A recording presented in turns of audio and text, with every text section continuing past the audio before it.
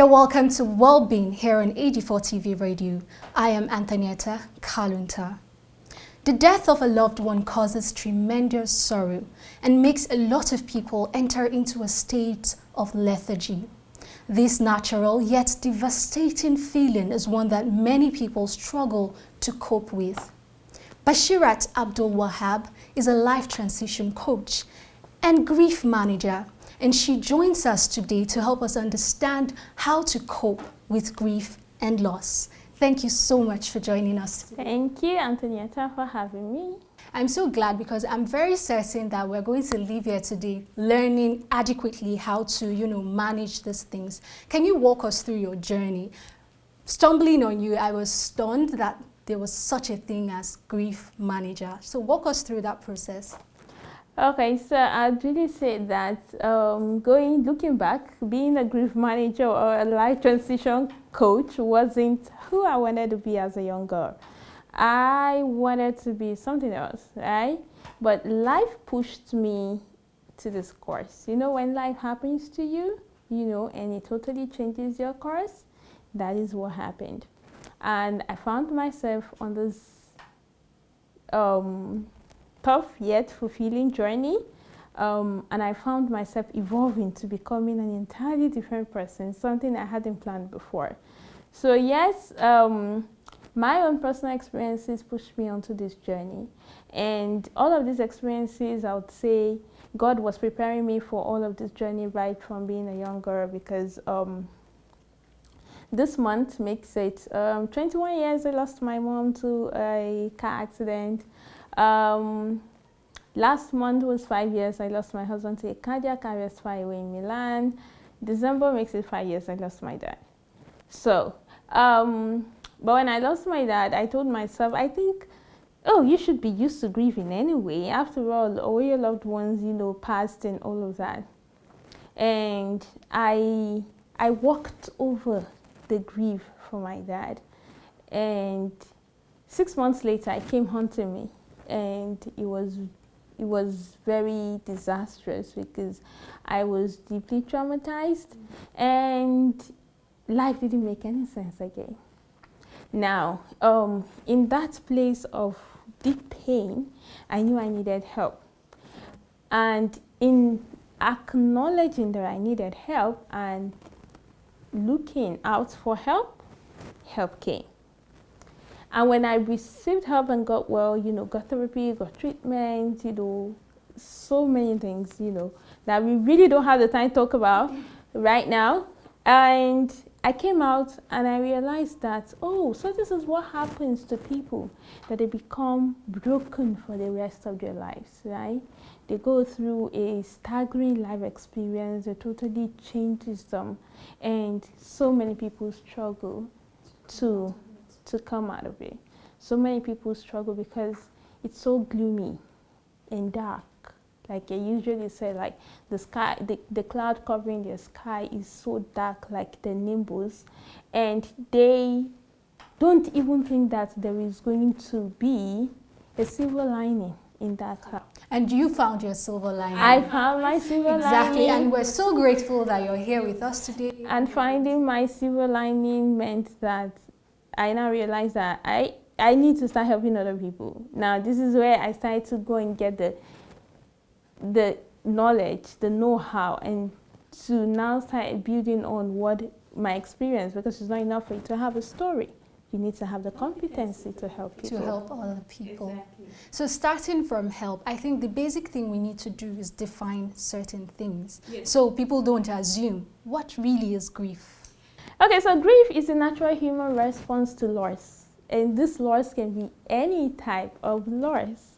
Again, in this part of the world, a lot of people think that when they say somebody is bereaved or somebody is grieving, it's probably because they have lost someone close to them. That's not always the case. A lot of people lose their pet and they're bereaved and they grieve. People are forcefully raped and they grieve. People lose their properties and they grieve. People lose money or are defrauded and they grieve. People lose their marriages and they grieve. People lose their jobs and they grieve. People lose It's countless, and I can just go on and on and on. Just to let you understand that grief is not just about when somebody dies. It is a response to loss. Now, the fact that grief is a natural response to loss does not mean that it is easy.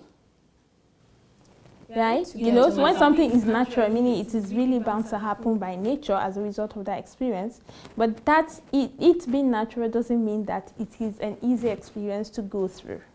Okay. Usually when someone loses something, it's a question I've been meaning to ask somebody at some point, and I'm grateful you're here.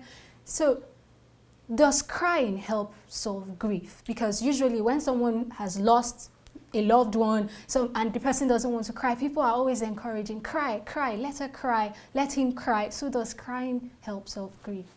Cry is so important, not just for grief, but for any kind of pain or hurt that people are going through. Cry is like a natural onboarding. It's like detox of the pain or the hurt. And when you cry truly, it helps you feel better and lighter. So crying, yes. And again, we find ourselves in the midst of, this kind of setting where people think that crying is a sign of weakness.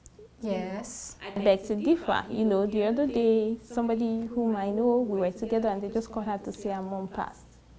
And her countenance changed and she started crying. And another person there took tissue and wanted to start wiping the tears. I said, can you please let her cry? Like she just lost her mother. That is an irreplaceable loss. So you see, crying it's okay to cry. Very okay to cry. But people must understand that you're not supposed, what is not okay is to live the rest of your life crying. For one thing. Okay, so still talking about grief and its definition, is there a difference between grief and mourning? Yes, there is a difference. Grief is a personal journey, and mourning is more cultural, right? So I'm a Muslim, and coming from the Muslim background, I'm coming from my own religious background right now, is that our religion, has a guideline and a rule that you need to go through, a process of mourning. And the process of mourning, for instance, for a woman, in my own type of experience, is that the woman needs to be in mourning for 4 months and 10 days. Now, there is a reason why they say mourn for 4 months and 10 days. So many reasons. 1, to allow you to process the loss. 2, to see. It's probably, you're married to someone and then the person dies. So, is she pregnant? She could be pregnant. Mm-hmm. So, if it's the early stage of pregnancy, at 4 months, the pregnancy will show that she's pregnant. Mm-hmm. So, there's so many reasons why the religion says mourn for 4 months and 10 days. But that's on the side of Islam. But when you narrow it down to Nigeria and our cultural setting, you realize that different ethnic groups have the different ways by which they mourn. So mourning is a cultural thing. They tell you, so when you lose your wife, or when you lose your husband, or when you lose your father, or when you lose your mother, this is what you're supposed to do. In some cultures, they're wearing white for a particular period. I've even seen a culture where the woman wears white for the whole year. Yeah. Aha. And then, there is another really, not so palatable side of this cultural mourning processes, especially, in the southeast, Nigeria, where some women, once your husband dies, you're like the first suspect. You're like the first person, she killed her husband, those kind of things. The narratives need to change from, this blame game on the woman, and you realize that some women are made to go through so much of things. Yeah, so much really terrible. But usually the focus is mostly on the wife or the husband or someone who has lost. So I need to know, I'd like to ask, because I believe people watching this would like to know, do children grieve? They do. And they do in very funny ways that you need to be skilled to understand that this is grief playing out, right? So I have 2 sons, and My first son was only 3 years and a few months old when his father passed. And the young guy was too young to really understand what was happening. All he knew is that his father traveled to Milan. And he was anticipating that daddy was going to come back. Now, and then boy realized that daddy is not coming back. What's happening? And then he keeps asking me, so when is that going to come back? I said, soon. You know, I was going through my own deep emotions too, so I really couldn't talk about it. Then I said soon, and then somebody be like, call daddy. I'd be like, no, daddy is not available right now. But he used to call us. I'd be like, okay, I'm sorry, but we can't reach him.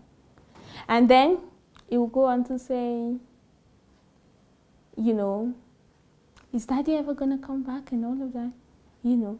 And then I say, you know, at some point, when his questioning changed, I realized that it was time to tell him exactly what happened. And the questioning changed from, well, how did you know at what time to tell the child? You will know at what time to tell the child. Usually not by age, but by the kind of questions that they ask you. Okay. Yes. So it moved from call daddy to when he started coming back. And then I started telling him, daddy, you see this trip is never going to come back. And then I'm sure he went to sit with her like, okay, so where do people ever go that they didn't come back? And then after some time, he came back to me and said, but where do people go that they don't come back? Then I knew this guy is ready to know what's happening. And then that night I told him everything, and he cried and cried and cried and cried and cried. And that was the last time he asked me about daddy coming back. Yeah, because he now understood exactly what happened. So, and even up to now, I'm trying to manage him because sometimes he just have these outbursts. Like he had a very close relationship with his father. And sometimes I just see grief playing out. I just see that he misses this man in his life. He misses his dad. And there is a way that it plays out. There's some days that he's just angry. Or some days he's just moody. And I'm asking him what's happening. And say, I miss my dad. So the children grieve, they do. But for men and women, that's adult men and women now, are there marked differences in the way they express this grief? It's individual. It's not about whether you're a man or a woman. We as human beings are all embodiments of emotions. We all carry a brain and a heart. We carry a brain and a heart, and blood flows through our body. So this is not about the man gender is stronger when it comes to grief, or the woman is more weak when it comes to grief. No, this is, the grief it's not about gender. It's not about whether you're a man or a woman, a boy or a girl or a child. It is about the experience. And the only way to determine the severity of that experience or how hard it hits somebody is based on two factors. One, your relationship with the person or the thing that you have lost. Two, the circumstances surrounding the experience. Okay, so the circumstances surrounding the experience? Yes, and the circumstances is this. Now, we could be two women here right now who have lost their spouses. But I lost my spouses far away from Nigeria. I wasn't there. So many things happened, went on, he developed a cardiac arrest, and I wasn't there. Right? All I have to date to show for that particular incident is a medical report. Everything written in Italian except brain death due to cardiac arrest that was written in English. Another woman could be here, she lost a spouse, maybe about the same time, but maybe the man died in her hands. Or maybe the man was sick and she was seated by him in the hospital. You see, the circumstances are different. The situation, the loss is the same, but the circumstances changes the magnitude, the rate, the level at which the loss will affect you. The person.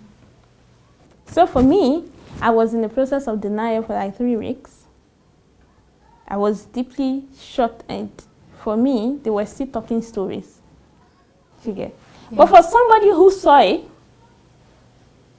it's different. You understand that this really is about to happen, especially if the person was sick. Yes, I say if it was a terminal illness, that they will be managing and all of that. So there's what we call anticipated grief. So they are ready. Because you already know this can happen. But for us, we weren't ready. Man wasn't sick. Okay, so I'm going to ask a quick question. Are there stages to grief? There are. Okay, so you hold your thoughts. We're going to go on a quick break. This is Wellbeing, and we're discussing coping with grief and loss. We'll be right back.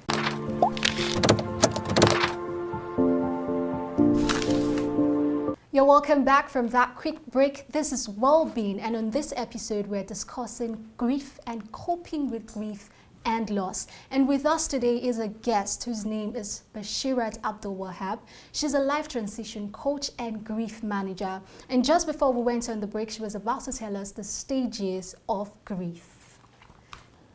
Okay, so there are so many theories with so many scholars and researchers about what the different stages of grief are and how people grieve. But like I always tell people, in like I've written in one of my books, Dispossessed, there is no one size fits all, right?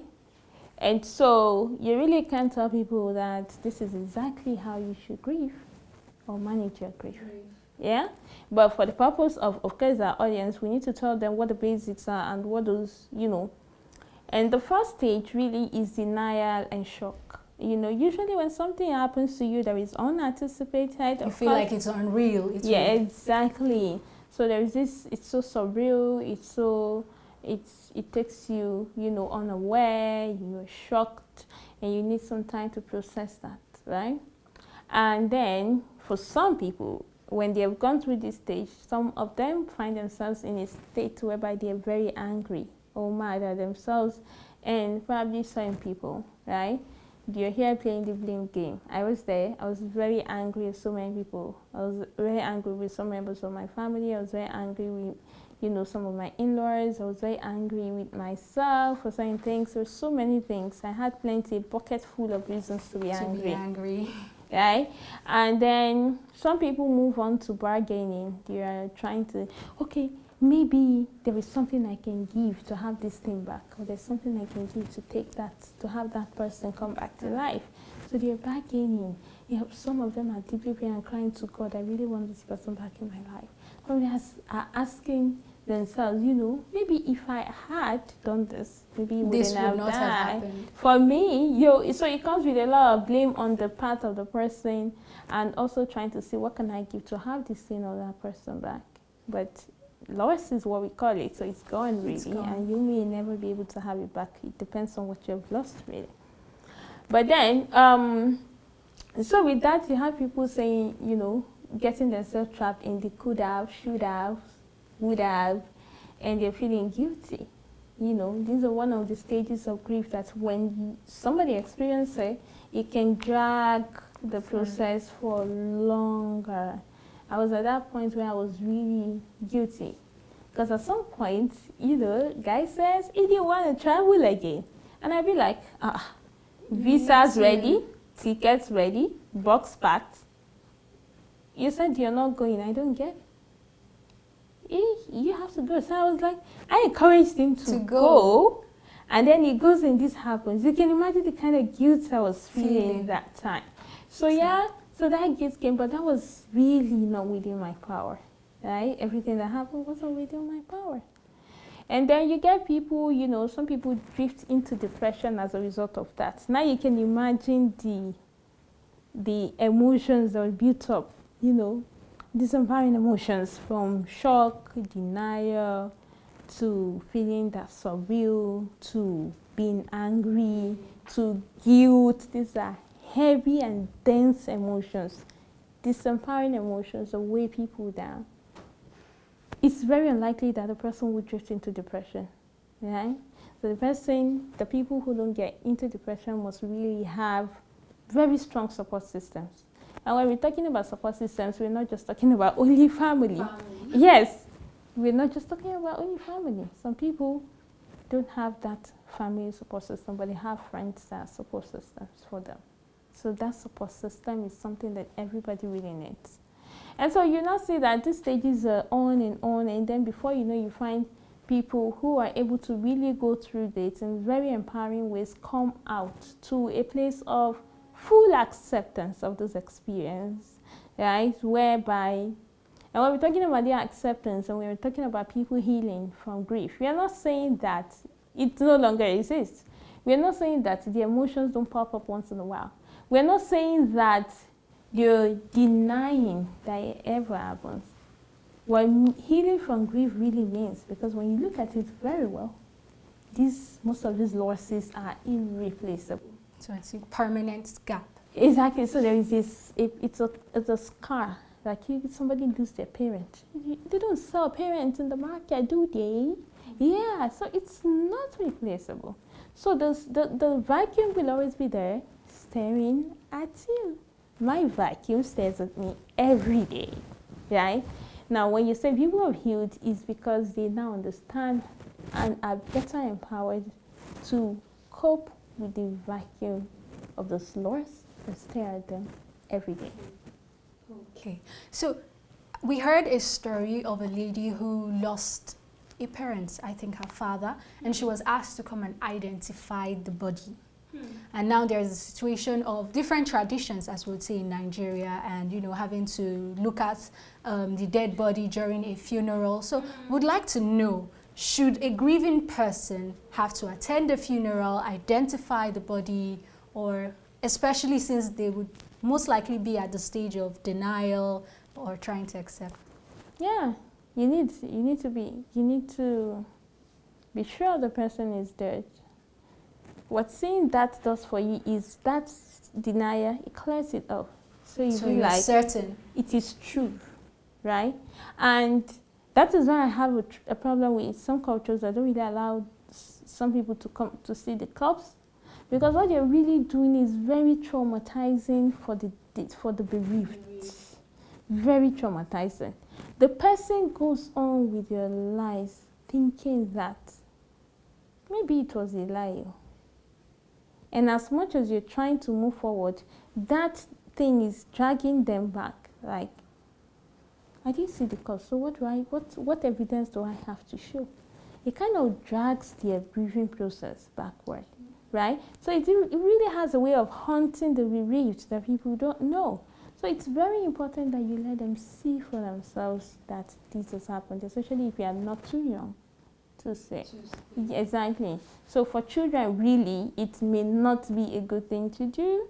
But if the children were already there, probably maybe this happened in the hospital and they were present. They already know. No. Yeah? So there is nothing to hide. You get. Again, circumstances and scenarios differ.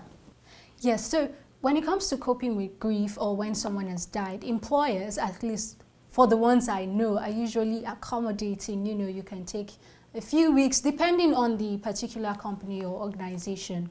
But at some point, you definitely have to go back to work. So how does a grieving person cope, especially when it still feels fresh, as you said, the various stages? How does one cope with, going through fulfilling his duties at work and still managing the grief? The first thing is to acknowledge that you're going through a hard time and you need help. And depending on what you've lost and how the loss really hit you, that's how much you would feel down. You get it? So, and that acknowledgement now comes with understanding that you need to reach out for help. Now, a lot of people now know they were in the stage of awareness where they know they're not so okay, they're not so mentally and emotionally well, because as a result of that experience that struck them, but they don't get to a place where they feel they need help. That's where we come in. And I have a lot of people come to me and they say, Coach, I lost my mom last year or 2 years ago, but right now I miss her so much. I don't know what I'm going to do in my life, and this and that and this and that. That's it. And you need to move them to a place of surrender, total acceptance, where they are ready to receive help so that they can do better. They don't throw in the towel, so they can do better and move forward with their lives. So what this person really needs to do is they need to acknowledge what they're going through. And if they have very compassionate people, the organization that they are working at, let them know that this is what is going on with me. That way, the organization can make excuses for you, Probably the organization can help you find help if it's an organization that uses a health, an HMO, for instance, or they have any health scheme or something like that. So probably they can help you find help, right? So, but it starts with acknowledging and saying something about it. About it. Yes. Exactly. So I think one question that would be in the mind of anyone watching this is, we've spoken about the stages, we've spoken about how it is, what it's defined as. When does grief end? No date. It is finished when it is finished, and it varies based on the individual. Again, how soon your grief is going to end is based on your relationship with that thing, that person you've lost, and circumstances surrounding it. Okay, so when a person is grieving, at what points do you know, okay, I need help, like professional help? When you start experiencing, when those gloomy emotions go on for too long. And going on for too long begins with, it's okay when you're feeling all those sad, everything, all of that coming, you crying once in a while, all those things, it's really okay. But at some point when you hit that point whereby nothing excites you again, nothing, not even the best of things that excite you. Let's say you're the one that loves to watch a particular movie in the TV, in any of those channels, and you cannot bring yourself to even sit down to watch that 30 minutes program. They get you really excited. People come around you, you're not excited. So there is this feeling of anhedonia, joylessness. There's this feeling of helplessness. Okay. There's this feeling of hopelessness. So there are three feelings. You don't feel joyful about anything, nothing at all. Not even the best of things that excite you. You don't feel that you can get help.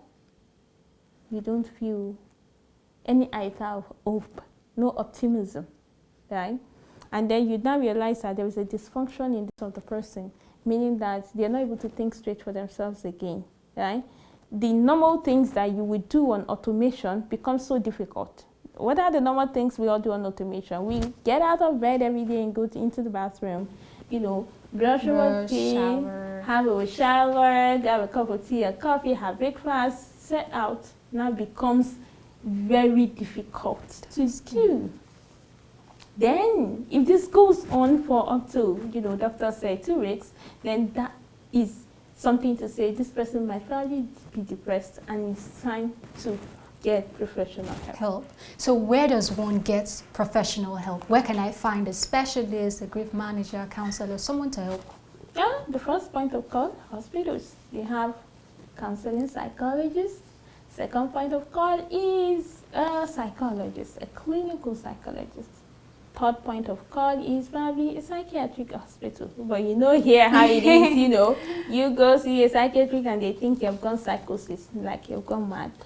So, but then another point of call is people like us who have who branched, and we are mental health first aiders and we are grief managers. We have the skills to actually help you because we have an experience and then we have expertise and we can guide you, because most of the time you realize that these things are, if I go with my own experience, at some point I was really tired of all those antidepressants, because if I don't gulp down one, I can't sleep.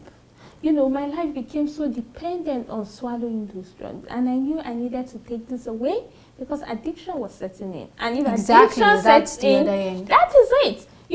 When these things are unattended, not dealt with, that's how it graduates to something worse. Before you know it, you're hooked and addicted on something. Before you know it, addiction translates to something. Before you know it, you start hearing people start having suicidal ideation and they take their lives. And if you ask me, why do people take their lives? They really did not want to take their lives. They wanted to end a pain. They wanted to end a pain. Yes, so now looking at the people around them, this would be my final question to you.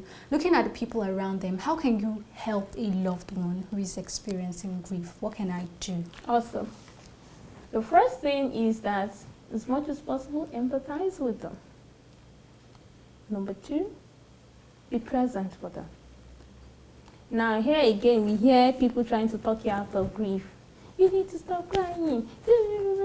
You need to go out. You need to do this. You need to do that. No. You really don't tell a grieving person exactly what to do. But you can offer support. And the support can be, what exactly do you really need me to do? Or what can I do to help you in this trying time? And people can also begin to change how they talk to people who are experiencing loss, by saying, instead of trying to preach for them and all of that, tell them something more soothing. I'm so sorry about your loss. I really cannot imagine how you feel right now, but I'm here if you need me to help. And speaking with a psychologist once, she says it's not enough to just say, I'll be here when you need me. Exactly, but then it now has to go, yes, it's not enough to say I'll be here when you need me, but you need to be there. And one of the ways sometimes it could just be what somebody else needs is just a listening ear and a shoulder to lean on.